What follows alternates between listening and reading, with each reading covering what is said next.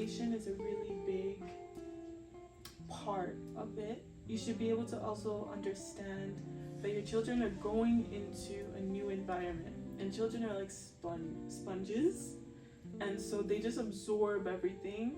And so when they go into school and they realize that people are talking differently than them, people are saying different things, or oh, this is not really how my old classmates were, or how my parents are at home, they realize that there's a difference between school and home.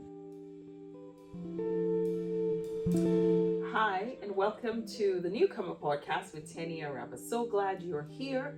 Thanks for being part of the family. Today, I'd like to talk about a topic that is near and dear to my heart: immigration for children. Yes, children. In fact, I find they are the most affected when a family decides to move from one location to another. And so I thought who best to have that conversation with than my own daughter, Romi. Hi, Romi. Hi there. Are you ready? Yes, I am. Yes. So we want to talk about a very important topic today. But before I go on, please remember to share, subscribe, and like our videos so that we can provide more on this very important topic and many more. Romi, Yes. tell us about your trip to Canada. How was that like? It felt like a long time ago now. My journey to Canada started when I was 6. My dad first moved here before any of us moved here, and then I moved with him first to Hamilton, Ontario. We lived there for a few months, and it was just me and my dad, and we were just like going through every day, just us going to school, learning how to adapt, learning how to just be in this new cold country that is now like home, and is now like very normal to me now, but it was so new when I first moved. So yeah. Let's talk about that cold. Oh. How did you find that cold when you first came? Well, I was pretty young, so I feel like everything was just fascinating. Nothing was too hard, and as a kid you learn to adapt so quickly. So I don't remember it being too tedious. I don't think I missed the hot weather. I think like I've always liked adventure. I've always liked to move to different places. So I think it was just very fun, and I was grateful to be with my dad. Like I was grateful that he was there. It didn't feel any different to me. Yeah. So tell us about your first, like if there were some first memorable experiences, like the first key experiences. Can you tell us about that? Yeah, I would say the first few months of being with dad, like every day, there were some memories I remember, like the church that we used to go to, some of the friends, the school that I went to, that was very interesting. I remember like being at the bus stop, and I would just like be playing with my friends, and we would climb trees, and we would just talk, and it was like just being a kid. Those many trips of just walking around town with dad, because at that time we would just go on the transport, and he would take me to school, and he would go to work or wherever he was going, and that was really cool. I think that was a good bonding time. There's some pictures that would definitely that were good memories, I would say. So those few months were very interesting. I think I remember us having a good church community. The school was interesting. I think my most, like, I changed like the most during that time. These are part of the first experiences. And I know that as immigrants, it is so important that your first experiences are good, that they're pleasant. So if you're out there and you have someone new to Canada around you, be kind. So Romi, how can parents really support children who are coming into a space, a country, a location for the first time? What do parents need to know? What should mommy have known better back then? Be honest. Yeah, that's a good question. To be honest, I feel like you and dad did like the best that you could do. Nothing should have been different. You're both very loving, and that was the first thing I was gonna say. Like, should always be loving and caring towards your children. Another big thing is to communicate well. I think communication is a really big part of it. You should be able to also understand that your children are going into a new environment, and children are like sponges, and so they just absorb everything. And so when they go into school and they realize that people are talking differently than them, people are saying different things, or oh, this is not really how my old classmates were, or how my parents are at home, they realize that there's a difference between school and home, and they're trying to find a balance between the two.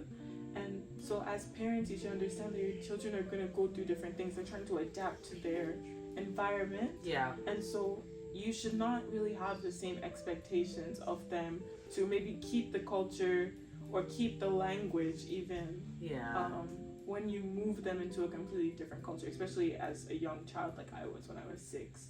Like I literally, like imagine if you guys said that I should not speak in a Canadian accent. I literally lost it in like 2 weeks.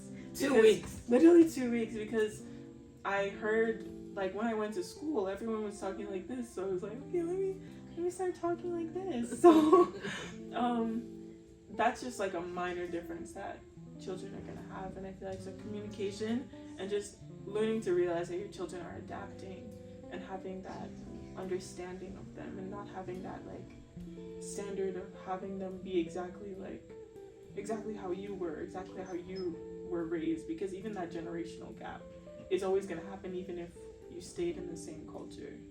Okay, Romi, you talked about a couple of things that I know as a parent it's not easy. You talked about communication, expectations, adaptation. It's kind of hard for parents because we're also, yes, we send you to school, but we're not there. So what advice do you have for parents around communication, adaptation, expectations? Also because they're not really in the spaces you folks are in. What would you have to say about that? I would say the number one thing is to be in a relationship where you guys can have open conversations, so where your children are comfortable enough to be able to talk to you about what's happening at school. I know one very popular thing that every immigrant child, you see it in the skits, you see it in when people are talking about their journey, is when they are at lunch and their lunches look different than everyone else's. Like Asian households, African households, like they always have something that's very different than everyone else. Like everyone will have a sandwich or grapes or fruit or something like that, and then you come with like a hot bowl of rice or a hot bowl of like really strong meat or protein or anything like that, and that's like super normal in your house.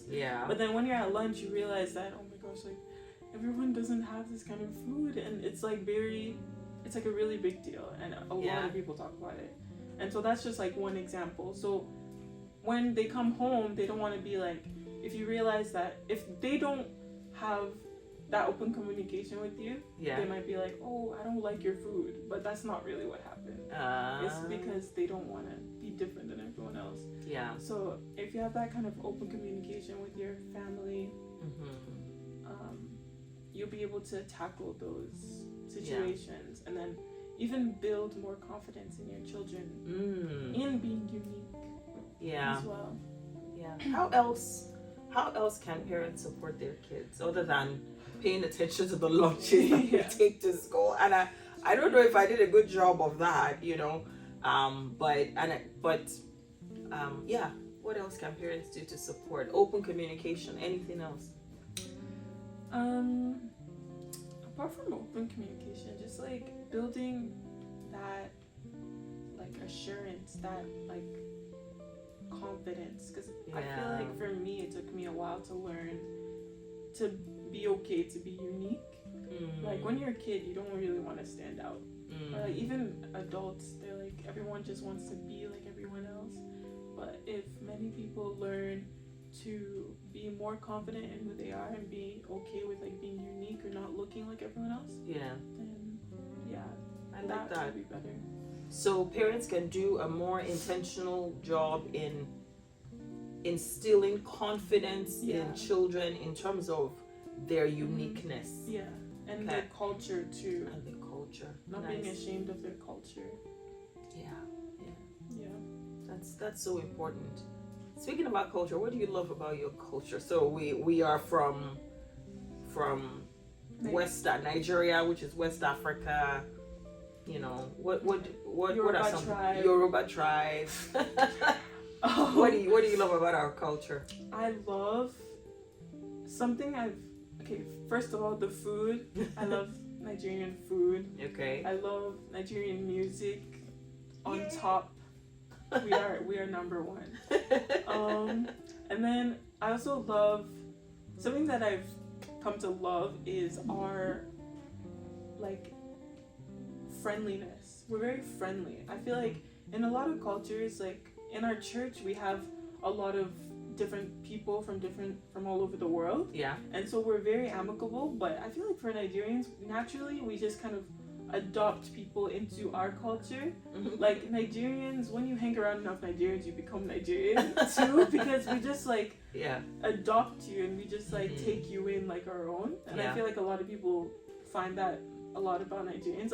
We make everyone family. Mm-hmm. So like in many cultures, if you're in a place and you see someone who is like you, you're like, oh yeah, and you bond because you're in the same culture. But for us, I feel like we just adopt people who aren't even in our culture, and we bring them into our culture, and then we become a family like that. So I think that's something really important, and something that I love a lot about the Nigerian culture.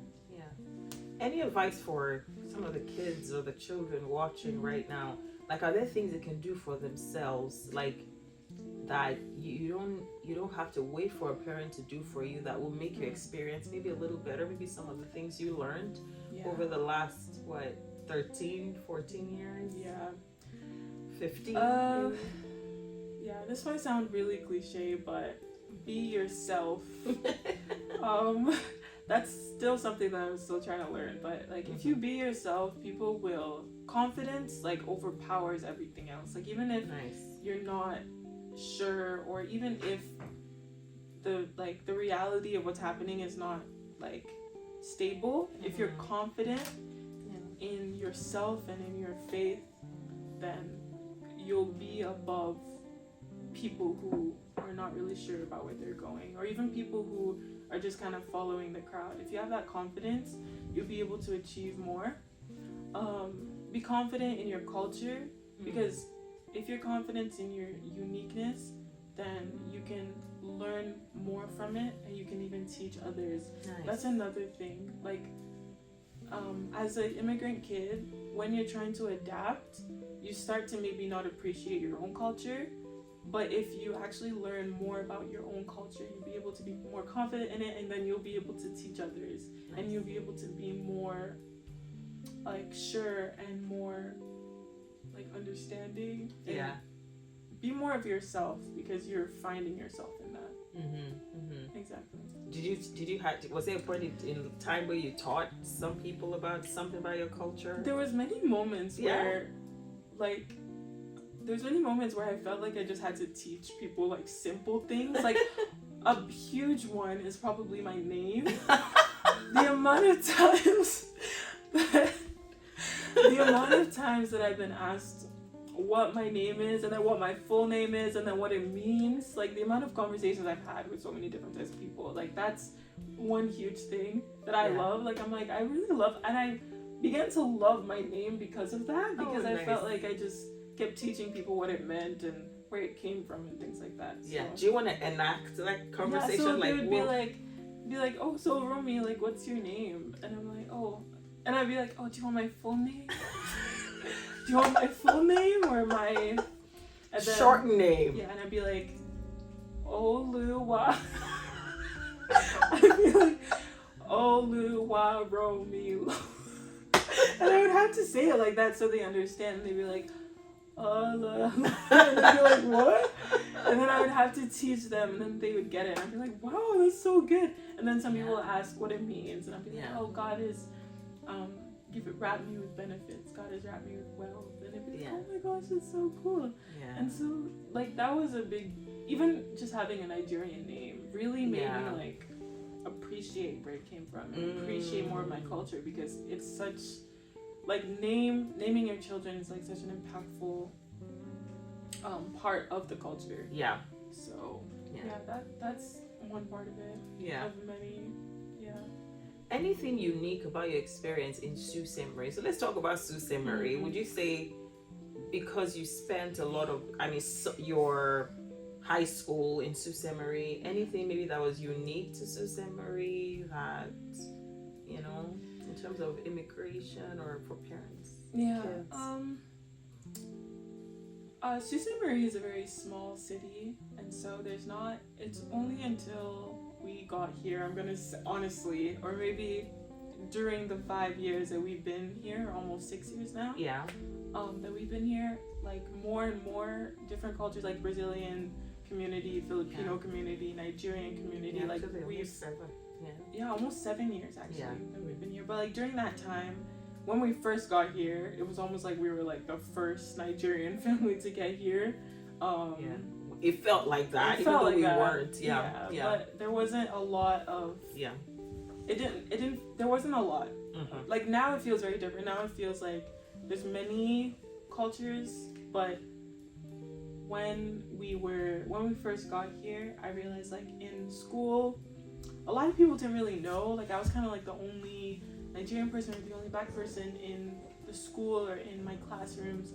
And in Sault Ste. Marie, like typically they're very close knitted. Mm-hmm. Everyone kind of knows each other, so people didn't really understand different cultures, and you would kind of realize that people didn't really know much about it, and maybe they didn't need to until they met someone. But you realize that they would just ask questions that you thought maybe everyone knew. Like for example.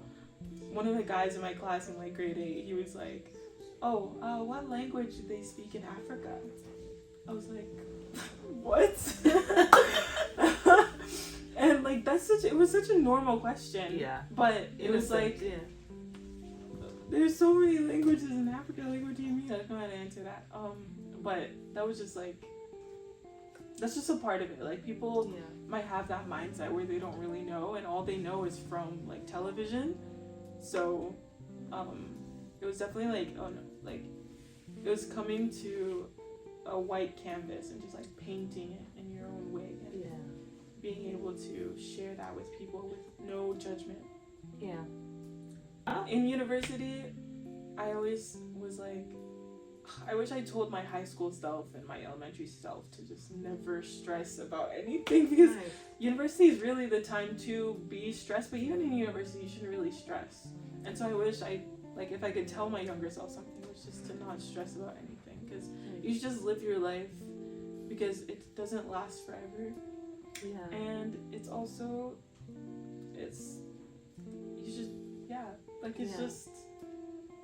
you should live every day just like with no regrets, and also be wise about your decisions, but don't overthink your decisions too much. I want you to talk to the immigrant child, the elementary immigrant child, then the high school immigrant child, and then the university immigrant child, and then I want you to talk about people who are still looking to come to Canada or travel from their country. What would you like to say to them? Yeah, to all the students and all the people who are just coming to school with their families, I would say just trust that you are in the right place, even though it doesn't look like it doesn't look exactly how you wanted it to. Just trust that you are doing the right thing, and you're in a new environment, and so that's already a blessing that you made it. Or and you're even in school, so for all the students, like just be confident about who you are, and like just study hard, but don't worry too much about things. And then for the people who are not even here yet, be motivated and just have peace that you're gonna make it, and you're gonna be where need to be in time. Yeah. Yeah. Yeah. And come to Canada. Come to Canada. Come to Canada. It's the best. Yeah. Hey, let's try some Yoruba. Oh, God. What Yoruba words do you know? I have to say, I always tell my kids, when you speak Yoruba, you have to speak Yoruba. It's not, Yoruba. you can't, you can't fluff it. It has to be Yoruba. And in Yoruba land, we pronounce our words. Our vowels are very important. So, o. So you want to try lo fẹ́ràn. Oúnjẹ. Oúnjẹ wo lo fẹ́ràn? Or oúnjẹ wo lo like? That's a mix. I don't even know how to answer that. Mo fẹ́ dodo. Always. Àti.